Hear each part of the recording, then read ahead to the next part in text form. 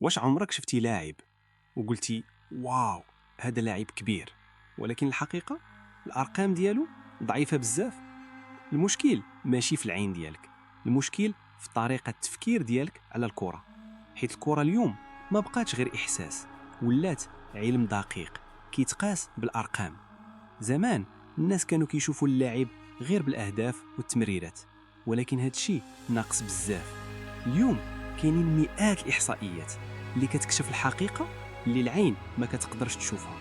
مثلا لاعب يقدر يسجل ولكن ما كيخلق حتى فرصة. واش فعلا لاعب كبير؟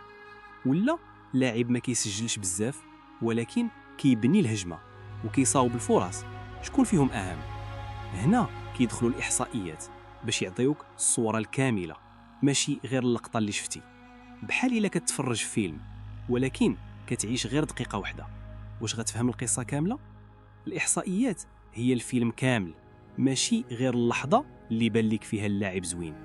حتى أكبر الأندية في العالم ولات كتعتمد على الديتا في كل قرار كيتاخد.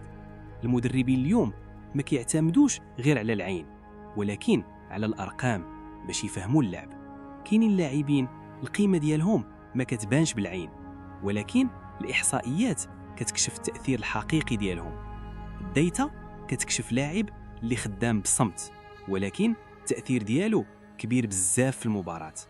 السؤال الحقيقي هو واش نثيقوا غير في العين ولا ندمجوا العقل والأرقام؟ في الحلقة الجاية غتفهم شنو هو XG، الرقم اللي كيقول لك واش الهدف كان سهل ولا صعيب.